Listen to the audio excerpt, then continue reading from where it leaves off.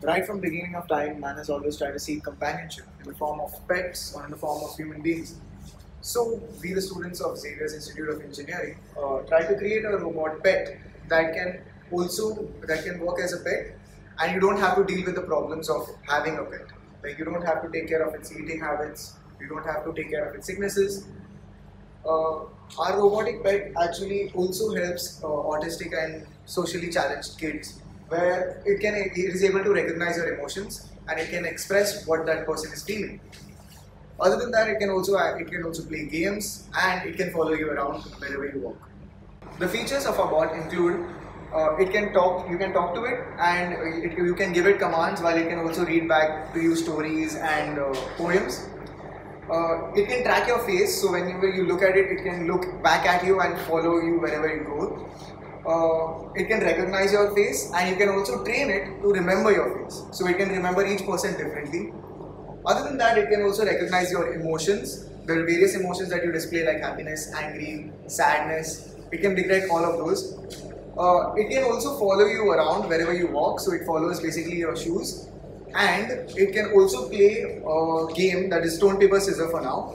And the beauty about stone, paper, scissors is that we made it such that it plays as a normal human being plays, or as a normal person would play, because we wanted to have a seamless kind of interaction with this robot. For face recognition, we have used the LBPH model to create the recognizer and a face classifier. The LBPH model works by considering 9 pixels at a time. The central value is compared to every other value present in the cube. If the value is less than the central value, for example, 5 is less than 47, the value is replaced by 0. And if the value is greater, such as 84, the value is replaced by 1. And hence we generate a binary string which is used to identify the faces. The main purpose of using LBPH is that it is illumination invariant. So the values always change correspondingly, and hence there are no drastic changes, and the binary values always remain constant. One of the main modules that we've implemented is emotional recognition, and the reason we've chosen this is that we have aimed our project towards children, and especially socially challenged children, and we have realized that through research we have understood that these children are more comfortable when they are in the company of a pet, and for this the pet needs to recognize their emotions. So in order to achieve this, we have used the FER 2013 dataset, which has about 32,000 images, and we have also added our own images to each of the classes.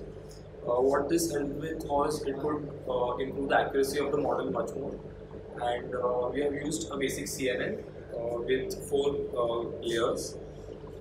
So we have also implemented a module of stone, paper, scissors. Here we've aimed to play stone, paper, scissors as naturally as possible with the bot using our hands and without any use of buttons to signify which input we are giving. To do this, we use a lot of image processing, and we have created our own model for this. So what we do is we do continuous background subtraction with a reference image which has an empty background. What this achieves is we get a clear cutout of our hand or whichever gesture we are showing.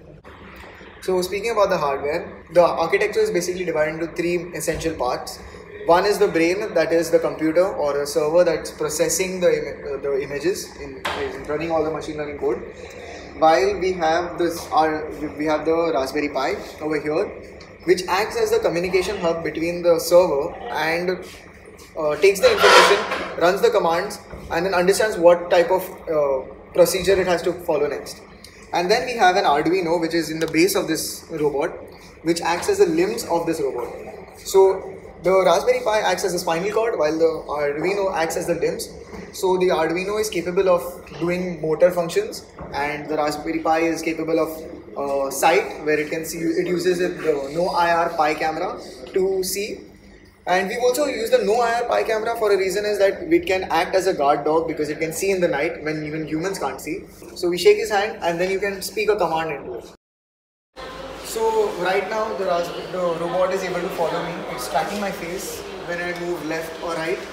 And the reason why the image appears kind of pink is because they are using a no IR camera, and the no IR is right now throwing IR light on me, and that IR light is visible to this camera as a red color. So this is how the red color looks like. So in order to run any of the modules, you have to just shake the bot's hand. Hello sir, my name is Fiber. Nice to meet you. How am I feeling?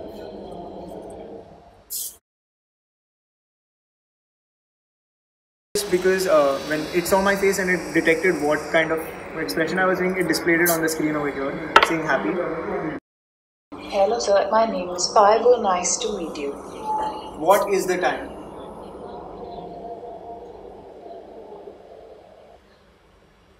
The time is 5:55.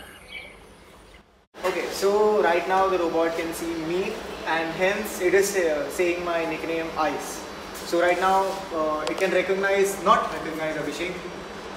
So right now, as you can see, it is saying that I am an unknown person because the model hasn't been trained to recognize me yet. So right now the bot will follow me based on the color yellow which it sees on the screen. If it crosses a particular threshold value, then it will start moving forward, and if the amount increases, then it will know that it has to stop and it will go back. Now we'll show you the working. As soon as the bot detects the color yellow in the screen, it starts following based on the questions. We have done this by creating a 3D camera using only 2D cameras. Now since the value is greater than its threshold, it is following me, and as the value increases, it realizes that it's closer to an object and hence it moves beyond.